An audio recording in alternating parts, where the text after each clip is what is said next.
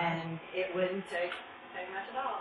And now, one thing I they're waiting till we're desperate. One thing I didn't mention though, when I did do the Vessels of Opportunity, I was an oil observer. I told you about that. Then I was a supply boat, and when I got relieved of that duty, it was so unorganized, you never knew what you were going to do that day. But we did stay in our groups as the supply boats stayed together, even though some of them were against that. Now, the third thing, I pulled boom with another boat called the Fishing Pool, a big boat, because the big boats, we could hold more boom out there. And then the last thing I did was a waste barge, and I suffered some damage from that because we were brought. At that time, my deckhands had to take hazmat classes, and they were haz-whoppers. They were out there pulling. They would have little boats bring us the booms around the piers, and then they would sack it up into sacks. And they were wearing their suits, but they didn't really have anything to cover their face. Then we would have little boats that would come by, and I would still carry supplies, even though I wasn't technically a supply boat at that time, where we carried extra bags and duct tape, as well as gloves. And what they would do is that they would sack all their stuff on the little boats after they worked. They'd bring it by and just throw it on my boat. Well, I had like 500 to 700 bags of boom because my boat's so big in the back that with all that weight, it tore up my decking. And then whenever we went to go and load it at what we called the Minnesota Barge, which was a barge that Bryant Childress ran, that his dad had built at Childress Marine, we would tie up to him. Well, one day we were tied up to him throwing these sacks of bags off onto his barge so he could take it to Sportsman's, wherever they take it to go dump it.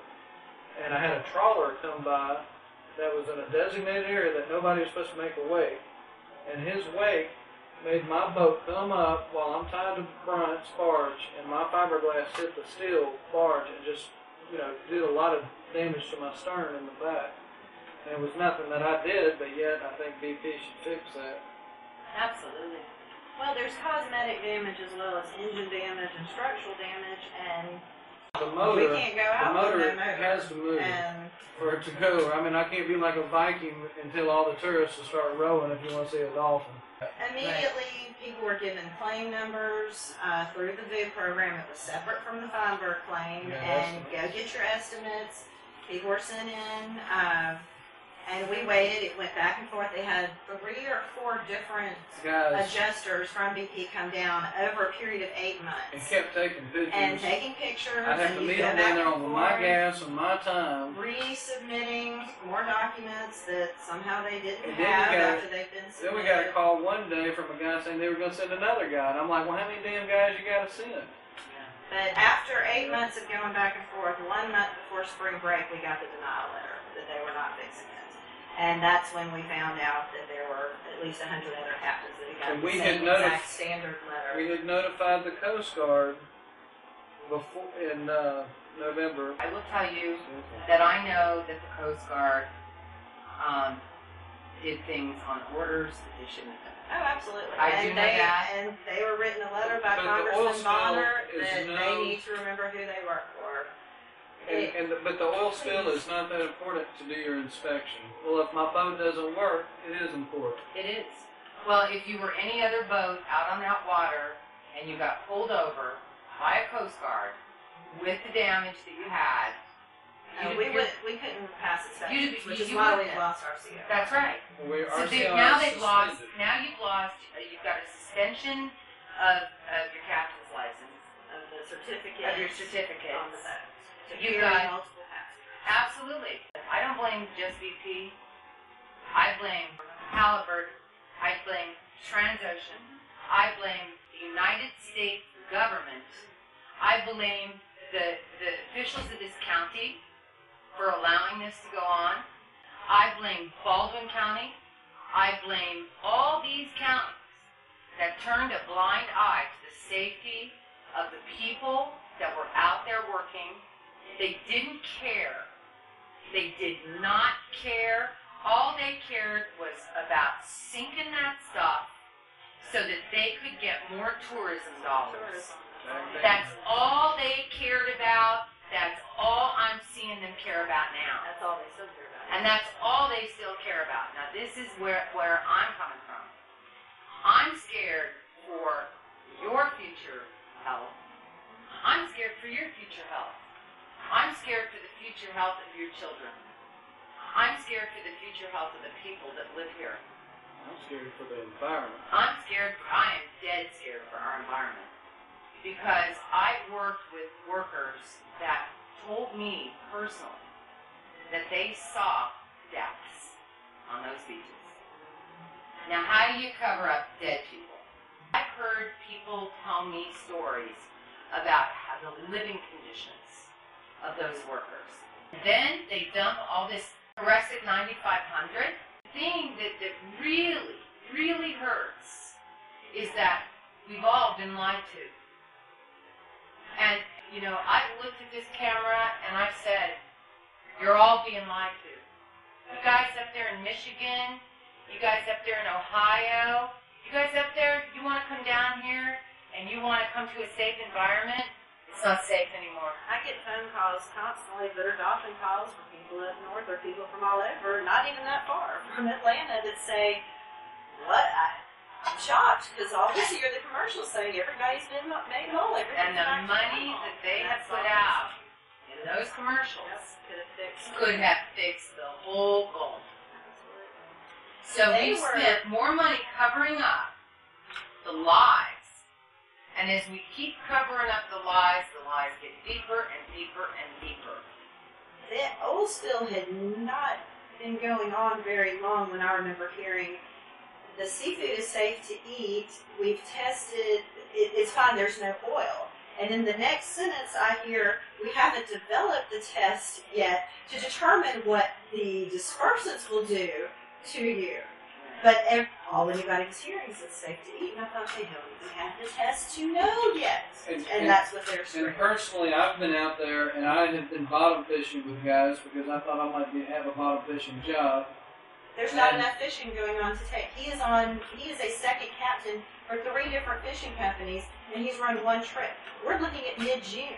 He should be going out every day. We should be running dolphin cruises. Let me backtrack. We should be running dolphin cruises, but we're not. So he's looking for something in his field that I don't like because he's going to be out on the water again, which I don't feel comfortable with. But what are we supposed to do?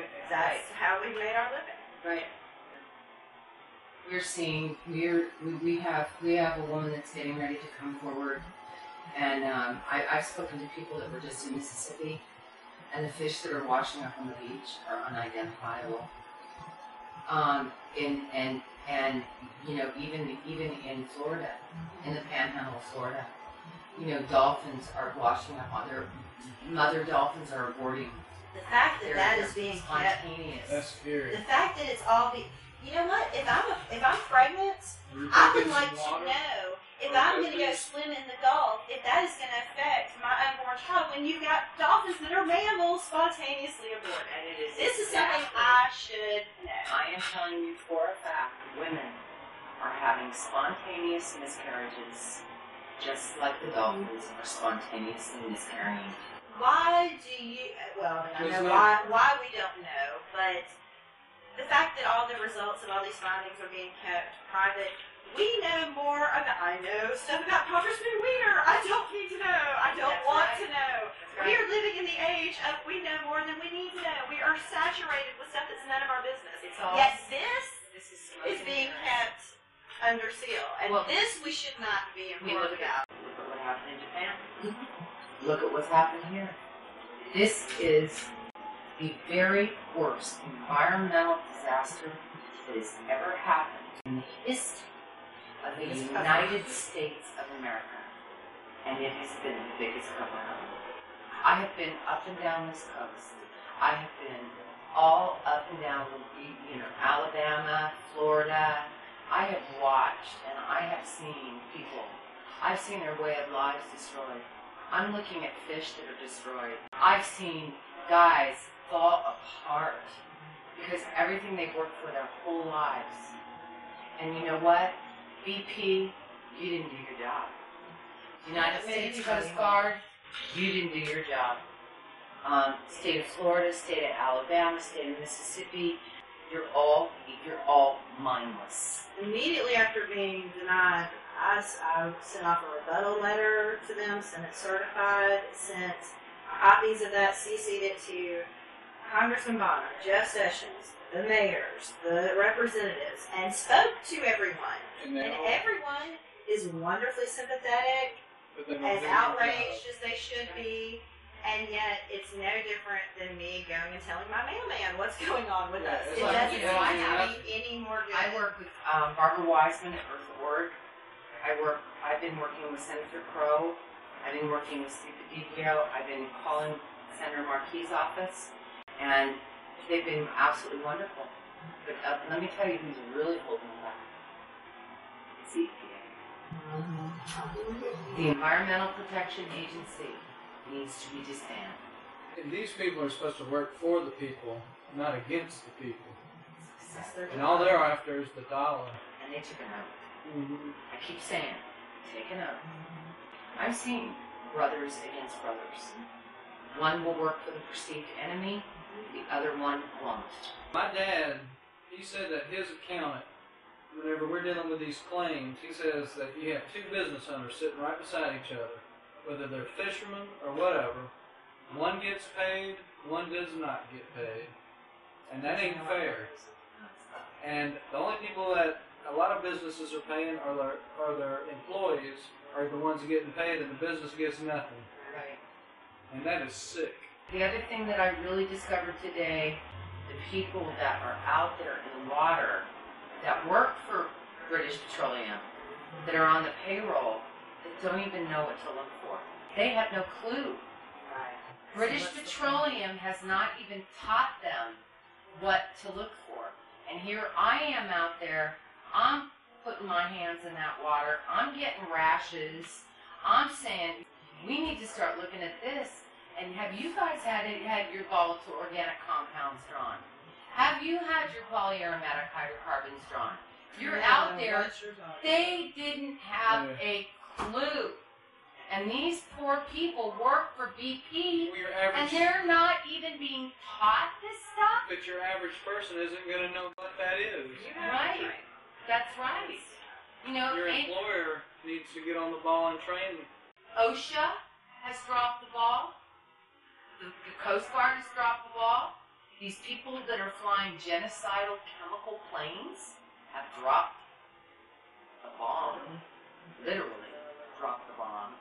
The people that are working for BP think that they're doing the right thing, but BP is not telling them what the hazards are of the job that they're out there doing. And I'm the one that has to walk up to a boat and teach them that. I mean, these are not all bad people. They're not being didn't happen told yesterday. It didn't We've had happen time. We've had yesterday. time to get a little, Did little they? educational class. We've had like a little year and over. Well, the thing is, the people that we vote for, the people that we put in office, you know, the sad thing is that we look up to these people for being honest and everything, and we're not getting it. And I've lost all the respect. I've lost all respect for him too. I've lost all of it. There are things